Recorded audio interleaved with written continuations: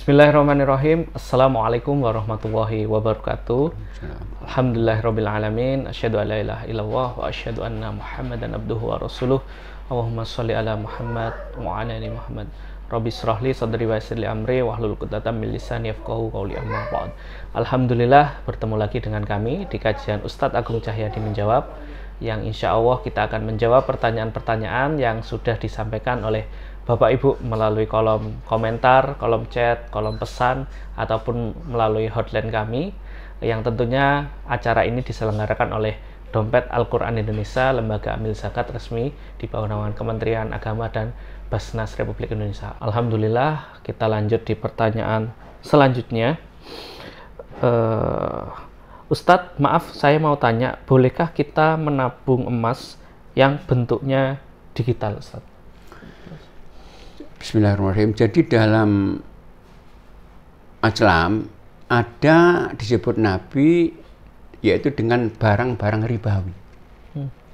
Barang yang berpotensi menjadi riba. Itu intinya dua, alat tukar dan makan pokok. Kalau Nabi mengatakan perak emas, perak, gandum, kurma, termasuk garam. Dari ini ada dua, alat tukar dan makan pokok. Kalau kita ya emas, perak, dan uang, dan makanannya kalau kita mungkin ya beras, mungkin gandum. Nah, dalam ini kalau kita tukar menukar barang ribawi ini, kalau yang sifatnya sama, jenisnya sama, syaratnya dua. Misalnya emas dengan emas, perak dengan perak, beras dengan beras, kurma dengan kurma. Itu sifatnya sama. Ya, sifatnya sama dan jenisnya sama. Maka syaratnya dua, harus ukurannya sama dan harus cash. Jika tukar-tukar emas dengan emas, kita punya 5 gram cincin rusak, kita tukar toko emas, tukar tambah 1.000 riba. Karena jenisnya sama. Jenisnya sama. Tapi kalau tukar perak dengan emas, kalau beda jenis, sifatnya alat tukar tapi beda jenis. Emas perak syaratnya satu, cash saja. Tukar emas dengan perak, ya bisa cash saja. Tapi ukurannya nggak harus sama. Tapi kalau beda sifat, beda jenis, nggak ada syarat. Misalnya kita tukar uang dengan beras, kan beda sifat, beda jenis, maka nggak ada aturannya, nggak harus cash. Kredit boleh.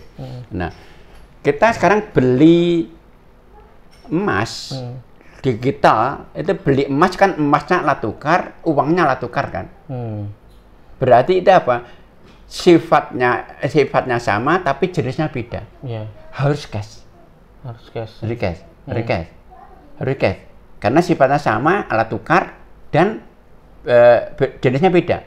Harus cash. Nggak harus sama ukurannya. Nah, orang ketika beli emas dengan digital itu cash nggak?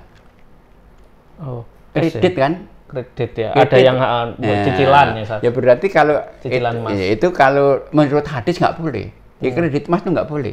Karena apa? Alat tukar semuanya dan syaratnya dua, harus cash minimal. Kalau satu jenis, kalau beda jenis cash saja tanpa ukurannya harus sama. Nah, cuman sekarang ada pendapat ulama modern.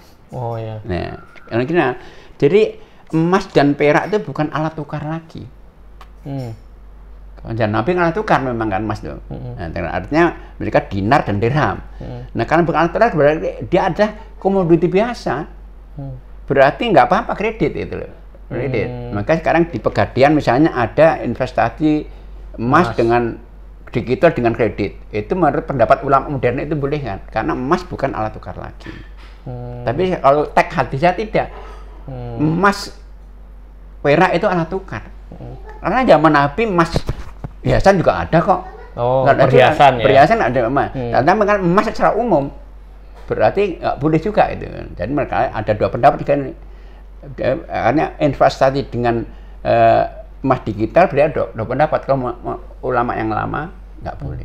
Karena nggak cash berarti itu. Nah, seperti kita di Pegadaian kan ada begitu, emas kan ada.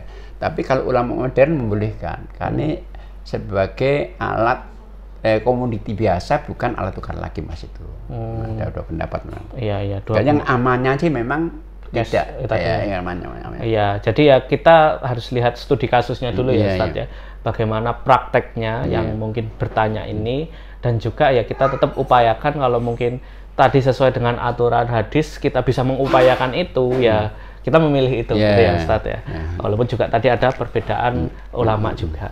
Oke, mudah-mudahan menjawab bagi Bapak Ibu yang bertanya. Kurang lebihnya mohon maaf. Billahi taufik wal hidayah. Assalamualaikum warahmatullahi wabarakatuh.